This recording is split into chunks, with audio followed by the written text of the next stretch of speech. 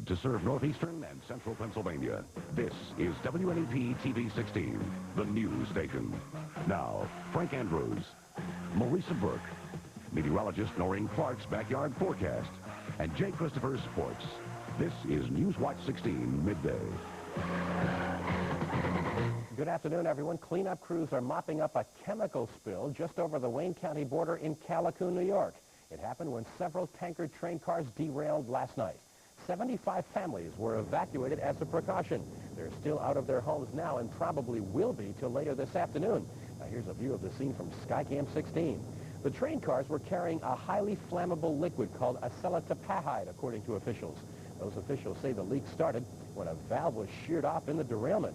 Now, no one was hurt, and this morning Conrail crews arrived on the scene to transfer the chemicals from the damaged train cars to others and get the train moving again. Most of the evacuees are with relatives or friends today, hoping to get back in their homes in Callicoon, New York, later this afternoon. Newswatch 16 Midday continues in a moment with details of the largest U.S. budget ever delivered to Congress. It was delivered today. Plus Newswatch 16's Mark Anik with Ms. Packmaster, Scranton's first female trash collector. You'll meet her when Newswatch 16 Midday returns.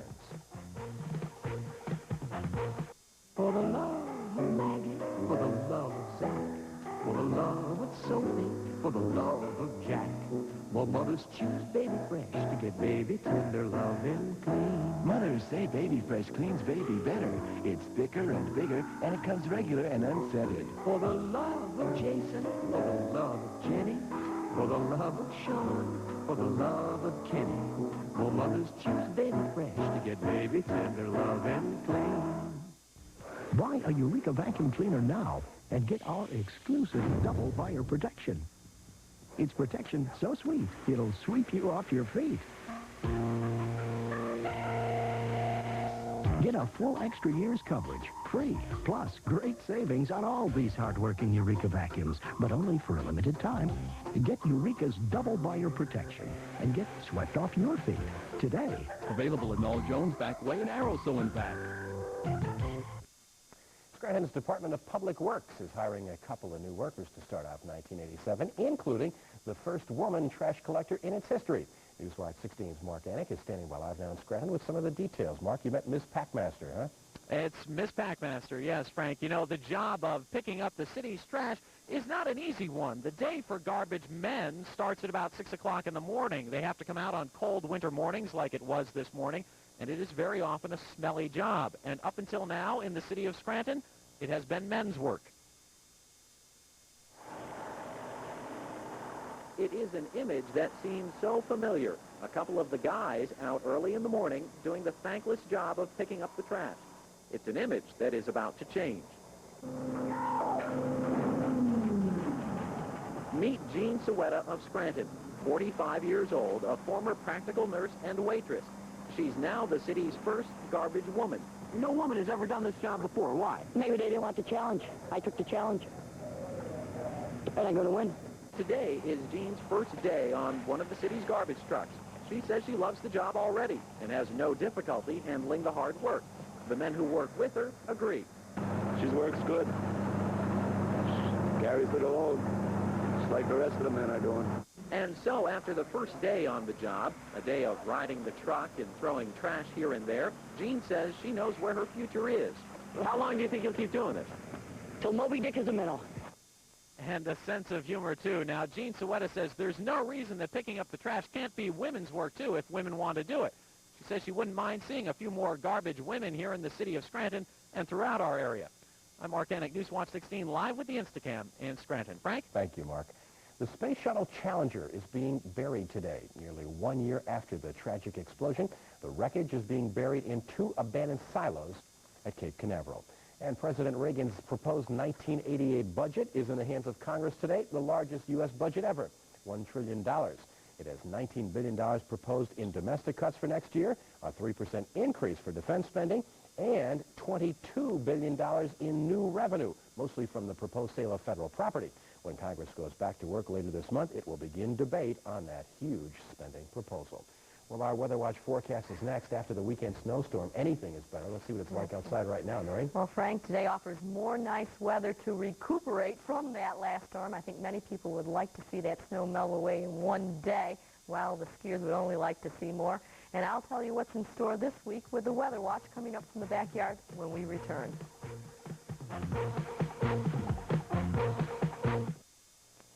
If you're planning on doing some winter repair work around the house and you're in the market for a new stepladder, you'll be interested in this report from Action 16's Jerry Gartenberg. It just may help you avoid a problem. Oh, for a lousy stepladder, you might want to step up in a contraption rated highly by the testers at Consumer Reports magazine. Now, Consumer Reports rated ladders ranging in height from 12 to 16 feet and in price from about $120 to $260. The testing organization stressed and flexed ladders to see how they hold up to heavy loads and some heavyweight climbers. While all of these ladders tested meet the standards of the industry for strength and stability, nothing could stand up to these Kraus Stabilo models, about $100. More expensive but not quite as stable, says Consumer Reports, is the Verisladder model 17093. But with its extra set of hinges, Consumer Reports says the Verisladder scores points for versatility. Both the Verisladder and the Kraus Stabilo models set points for convenience. They come fully assembled. Not the case with the Little Giant, the PAL system, and the Superfold ladders. Consumer Reports says the Little Giant ladders only need light assembly to install the extension sections within the frame. But it says the PAL and Superfold ladders are boxed in little pieces that must be bolted together, a task that could take hours. Well, if you step carefully, I'm sure you'll climb the ladder of success. I'm Jerry Gartenberg, Action 16, in the Consumer's Corner. Well, now we go right out to the backyard for our meteorologist, Noreen Clark, with details. It looks like some sun in the backyard. A sunny forecast, Noreen? Frank, it looks good this afternoon. Even with this afternoon sunshine, there won't be much of a warm-up because the sun's energy is going to try to melt the snow that's on the ground and evaporate what moisture we have. And evaporation is a cooling process, and it will keep a chill in the air. Let's go to our weather watchers this midday. And Mrs. Georgia Jenkins and her 8th grade students at the Dallas Junior High School have 26 degrees sunshine and a few high clouds. From Muncie, Don Ryder reports it's 30 degrees and partly sunny. In Whitehall, Nancy Ramich has bright sunshine and 34 degrees. Right now in the backyard with plenty of sunshine and a few clouds, puffy clouds, the temperature is 28 degrees. Humidity 70%. The wind is out of the west, light at 5 miles per hour, and the barometric pressure is reading 30.36 inches, and it is falling just a little bit. The satellite picture at noon looks like this. We have a mixture of clouds and sunshine over the state. There's a very weak disturbance in the upper atmosphere pushing off to the east. We still will see plenty of sunshine this afternoon, but it will be mixed with cloudiness. More clouds over the northern counties. In fact, Elmira was reporting some snow pellets, some snow grains at about 11 o'clock this morning, so it is possible to see a little bit out of this, but just generally a mixture of clouds and sun. And this morning we had some light winds with mainly clear sky, and the results were some very cold temperatures over the area. 17 here in Avoca and in Allentown, 8 degrees in Woolwich, 9 degrees in Shamokin, and 0 reported from Kramer by one of my weather watchers this morning. It's going to get chilly again tonight under light winds. If we expand the satellite picture, high pressure out over Lake Erie is going to give us a good deal of sunshine this afternoon. We'll go clear to partly cloudy tonight. We'll see plenty of sunshine tomorrow. And Wednesday, under southwesterly winds, southerly winds, we'll get into some milder weather, but along with that, we'll see some cloudiness and a storm that's now affecting the Rocky Mountains with heavy snow today, and rain over Southern California is progressing to the east. And as far as the steering currents, as it heads toward us on Thursday, it looks like the very cold air will plunge over eastern Canada and stay far enough north to keep us in some milder air. The really mild air will be over the southeast, but as this moisture moves toward us, it looks like it will be warm enough for rain showers to move in with a front passing through our area. So just generally, temperatures will be mild enough, but there could be some cold air near the ground to produce some sleet or some freezing rain, so we'll keep you in touch with that as it becomes closer with the next frontal passage. More snow possible out over the Rockies this week.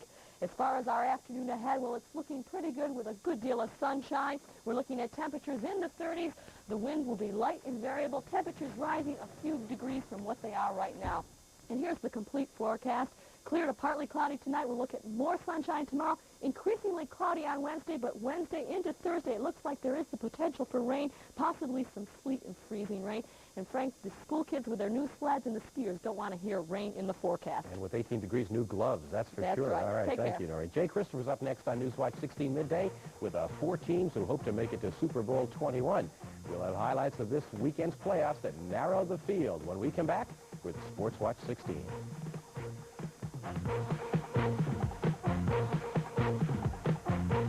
This man has a lean, flat stomach. He's using the Stomach Eliminator, the famous fitness tool from Europe. Yes, from Europe, where 2 million have been sold, comes the Stomach Eliminator.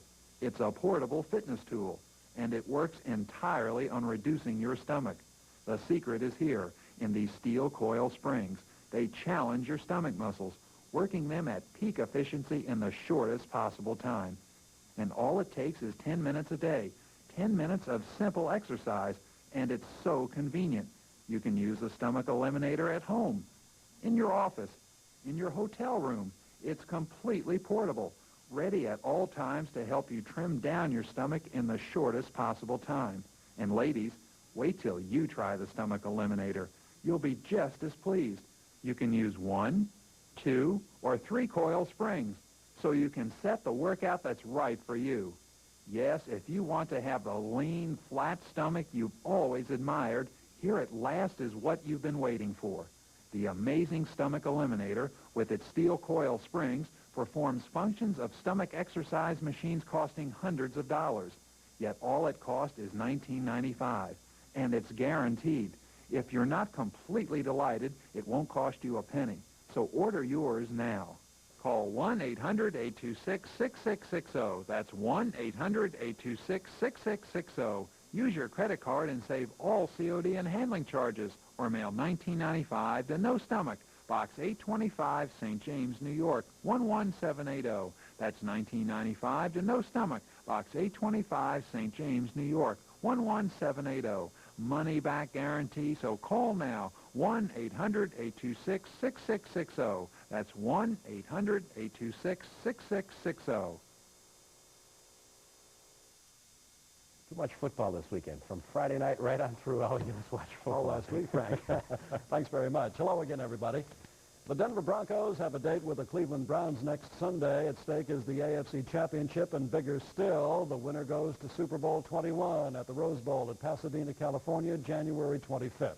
Yesterday, the Broncos rallied to defeat the New England Patriots 22-17. Game action. Patriots were down 3-0 in the first when Tony Eason uncorked his pass to Stanley Morgan. New England goes up 7-3 on that TD. But Denver answers. John Elway will take the snap from center. Can't find the open man as he looks. Out of the pocket now. He'll take it in by his lonesome from 23 yards out. 10-7 Denver. In the third quarter, the Patriots use some razzle-dazzle. Watch Tony Eason to Mosi Tutupu, back to Eason, who looks and fires this strike. And who's waiting for it? Stanley Morgan. Patriots go up 17-13. But on Denver's next possession, New England jumps offside. Play continues. Elway unloads this 48-yard missile to Vance Johnson, who falls in for 6. Denver wins it 22-17. Sunday, it's Cleveland for the AFC season championship. As I mentioned, the winner of the Denver-Cleveland game goes to the Super Bowl to meet either the New York Giants or Washington Redskins. Both those teams will meet Sunday for the NFC title at East Rutherford, New Jersey. Sunday, the Giants steamrolled over the San Francisco 49ers 49-3, a brilliant quarterbacking job by Phil Simms, who tossed 4 TD passes in the game. After a 49ers fumble, the Giants began marching. Here's Simms on the first of 4 TD tosses to Mark Bavaro in the end zone. There it is, 7-0 New York. Second quarter action now. Joe Morris gets the call through the left side, and he breaks free for this 45-yard touchdown run. Giants go up 14-3. Later in the same period, Simms again under pressure. Watch. He gets it off to Bobby Johnson, and he finds him in the corner, 21-3, and the route is on. Then, with under a minute to play in the half, Giants strike again. Joe Montana's pass is picked off by Lawrence Taylor. Taylor goes in for yet another TD, 28-3. On the play, watch what happens. 49ers quarterback Joe Montana suffered a concussion as he is hit right there. He was hospitalized, not serious, as they checked him over last night. He will fly home today. Giants in a wash, 49-3. They play the Redskins next week. Let's go to basketball, college ranks on Sunday. 6th-ranked Indiana outscored Ohio State 92-80 in a Big Ten matchup. Game action, second half. Ohio State keeps the heat on. Jay Burrison will work in heavy traffic looking for Keith Wesson. He hits the driving 275-74 Ohio State. But Indiana went back to their bread and butter man, Steve Alford. He pumps and hits 83-76 Hoosiers. Alford with 22. He made things happen most of the game. Here he picks up the loose ball, and he goes to Darryl Thomas. And what does Tara Thomas do? A slam. Indiana wins it, 92-80. Hoosiers now 10-1. In the Big East Conference, Villanova built a 15-point halftime lead and held off 10th-ranked St. John's of New York, 62-54. The first loss for the Redmen this season. Second period, Villanova up by 15. St. John's bench tries to keep him in the game. Matt Bruss gets the pass, puts it in. It drops. Villanova's still up by 10. Then some great Villanova defense. Massey rejects a shot by Bruss. Bruss goes for the rebound and is fouled, and Lou Carnesica upset about that one. St. John's on a comeback. Second half, 58-52. Kenny Wilson inbounds and finds an open Doug West, and he slams it. Villanova wins it 62-54. And that's the Sports Watch this midday, Frank. I think everybody's a little worried when they saw Joe Montana get hit like that. He's okay. He's okay. That's good news. Thank you very much, Jake. When Newswatch 16 Midday returns, a 16 salute for a Northumberland County woman who looks for more work to do for her community. You'll meet Mary Snyder when we come back.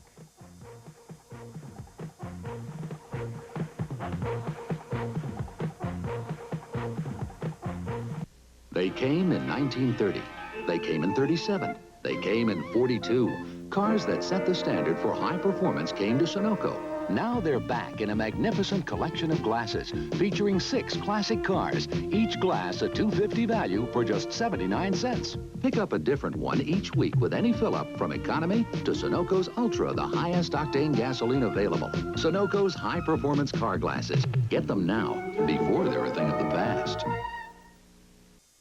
And finally today, a 16 salute for a Milton woman who just keeps looking for more to do for her neighbors. Mary Snyder runs the thrift shop for the Salvation Army and a whole lot more. Mary Snyder is the heart of the Salvation Army thrift store here in Milton. She began volunteering her time about 4 years ago when her husband died. And now she keeps this place running. She has gotten involved with, for example, getting volunteers for the store, making sure the store is covered, arranging to have pickups done, for example, furniture, appliances, that kind of thing, keeping lists of people and what they need, and when the things come in, contacting them, doing all that type of thing. How many hours do you put in a week volunteering between here and everything else you do? Oh, my word. And my kids say they can never find me. No, I imagine probably about 50 hours a week, I would say, with all my other activities. Mary is 70 years young. She's a mother, a grandmother 13 times over, and 3 times a great-grandmother. She's a woman with a remarkable amount of energy. The thing that absolutely amazes me about her is the Salvation Army is not the only place that she volunteers. She is a member of several other different groups, and in some cases she's officers of those groups. And I couldn't keep up with her. She's 70 years old, and I just... It's a challenge, and I love to meet people. And there's so many things out there that need to be done. If more people would reach out. There's so much out there and so many people that need help. Mary's boss says it would take 2 or 3 people to replace her. She says she's just glad she can do something to help. For that, she gets this week's 16 salute. Frank Andrews, Newswatch 16, Milton. And I know they're all watching in Milton right now. There's the address if you would like to nominate someone for a salute. WNEP, Wilkes-Barre, Scranton Airport, Avoca, 18641. For the Midday Crew and Marisa Burke on assignment, have a good afternoon, everyone.